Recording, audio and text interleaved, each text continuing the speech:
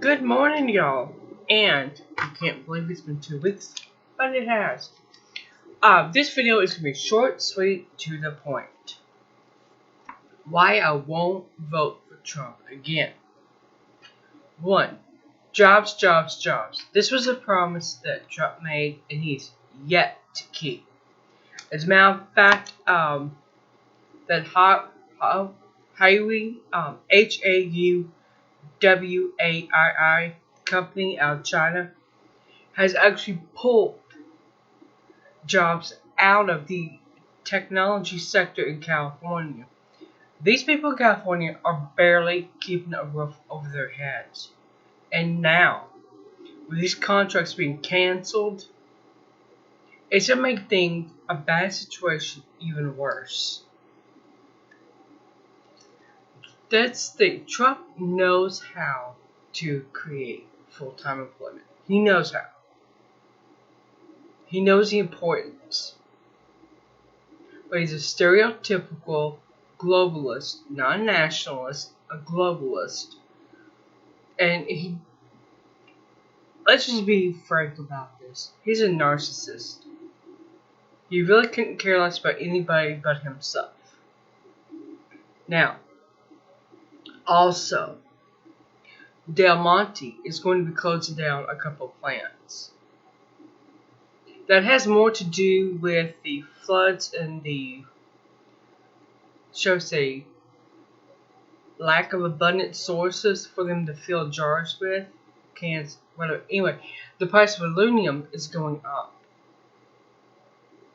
Now, sure, they could use glass. I mean, I use it all the time. But here's the deal. If you don't have product to put in something, or a product to put stuff in, how are you going to make anything? On top of that, you got people like myself who are buying store brand instead of a big name brand because a big name brand is so expensive.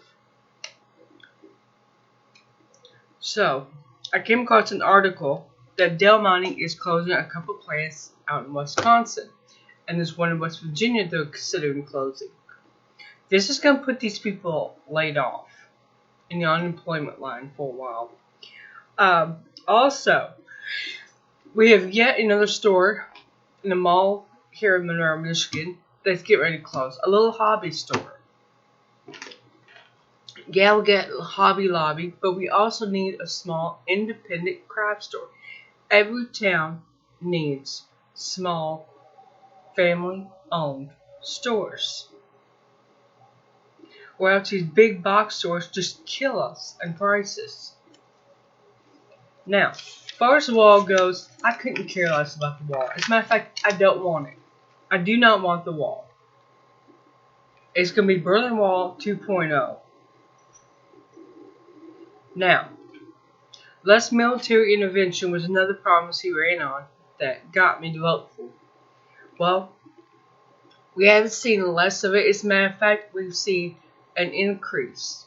We've seen it quadrupled. The military budget for 2020 is going to be $1.5 trillion. We talked about this a few weeks ago when I told how I could better use that money. Moving on. His final promise was pulling the military out of countries in the Middle East. Again, he's quadrupled them. And every time he says, we're going to leave Syria. Well, an event gets staged, and then he doubles the military there. Here's the truth.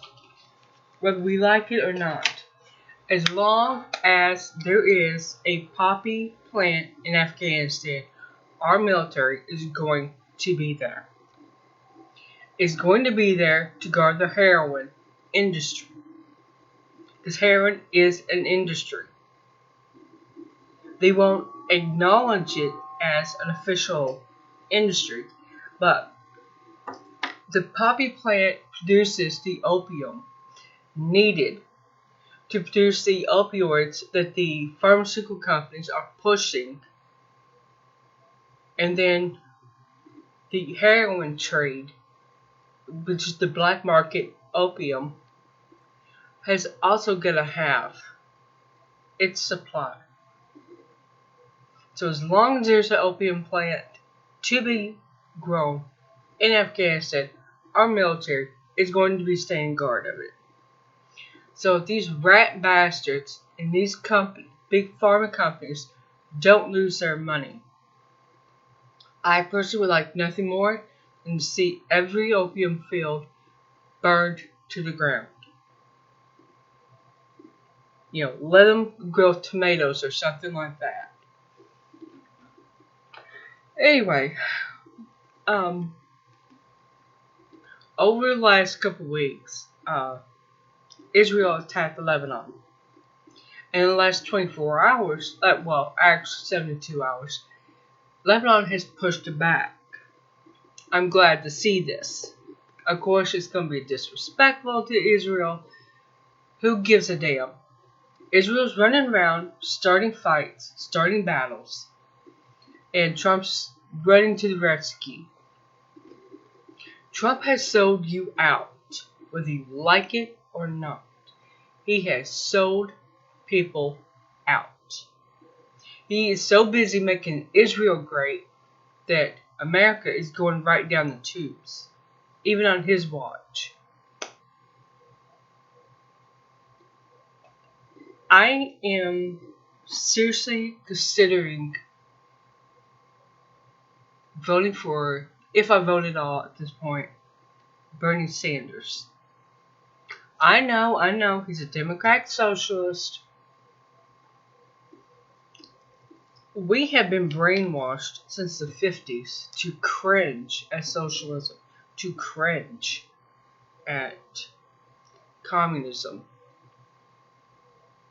Because every time a communist or socialist gets in power of a government, first thing they do, they start teaching the illiterate to read. They start helping people at the bottom of the totem pole. I'm going to do a video. I'm working on a project video. America on the Road to Fascism. I have several books I gotta read up on, and do. So that project is going to be put together over time. I'm going to be giving books on revolutionaries, people who have come into power, who've kicked out governments that Washington, D.C. liked, and took control of the country, took it back. So, we will talk about that another time. Until later, be well, be safe.